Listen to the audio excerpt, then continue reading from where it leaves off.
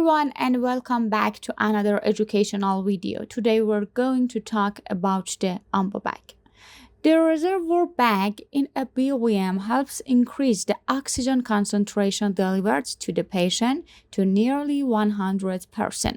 It stores a supply of oxygen from the connected oxygen source and helps prevent excessive mixing with room air.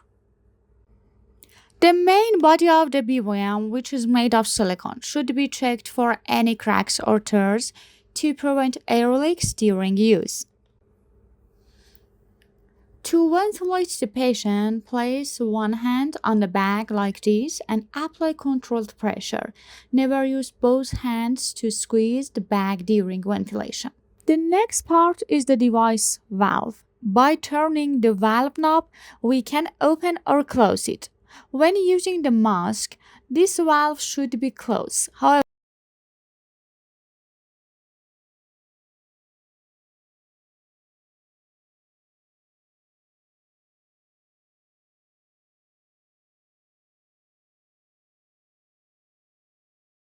when the BVM is connected to the patient in the tracheal tube, the valve should be in the open position.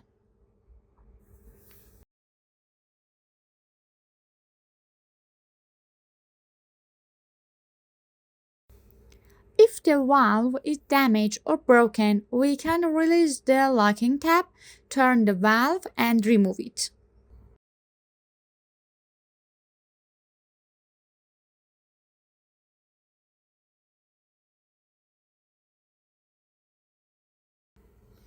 This part contains a spring which must be intact for the valve to function properly and open the airway when the valve is in the open position.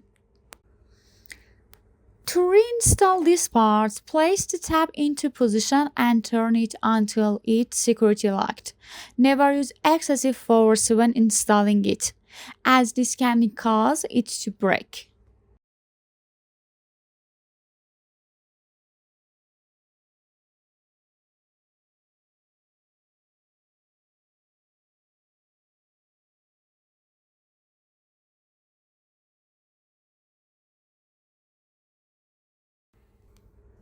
The next part is the upper section of the BVM, which connected to the mask.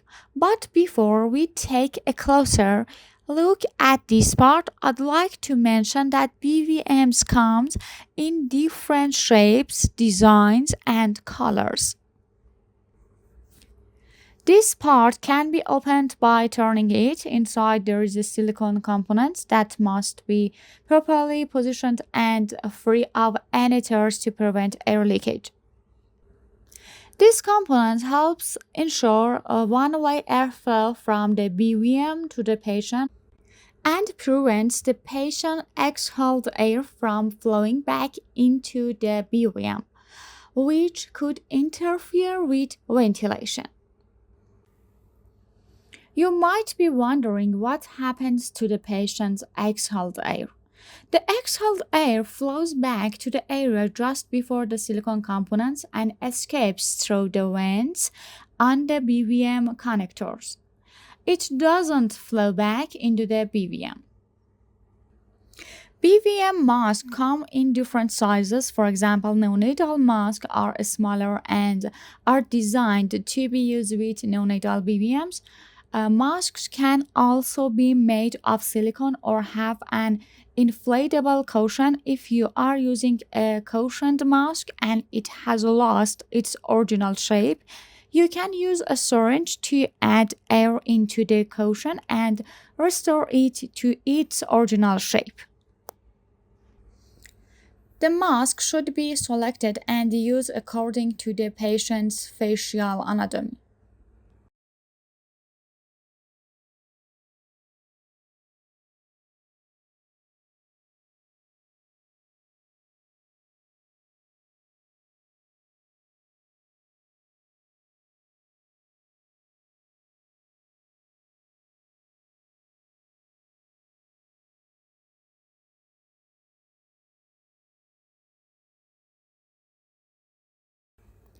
If a pediatric BVM is needed in an emergency, but is not available, you can reduce the bag volume as shown here and use it for a child. However, keep in mind that this should only be done in an emergency. The appropriate BVM size should always be used for each patient whenever possible. Now let's move on to checking the different parts of the BVM. This is an important and life-saving device, so it should be always be checked before use to make sure it's working properly. First, we check the reservoir bag if the BVM is connected to an oxygen source through the oxygen inlet. The reservoir bag should inflate. This helps us make sure there are no leaks or tears. To check the bag, squeeze it like this. If it's in good condition, it should return to its original shape. To check the valve and the outlet, place the valve in the closed position and block the outlet with your hand. When you squeeze the BVM, there should be no air leakage. Then, with the valve in the open position, air should flow properly through the outlet. The silicone valve near the mouthpiece should also function properly during ventilation and should not be blocked or stuck. I hope you found this video helpful. If you enjoyed it, please subscribe to the channel and support us by giving this video a like.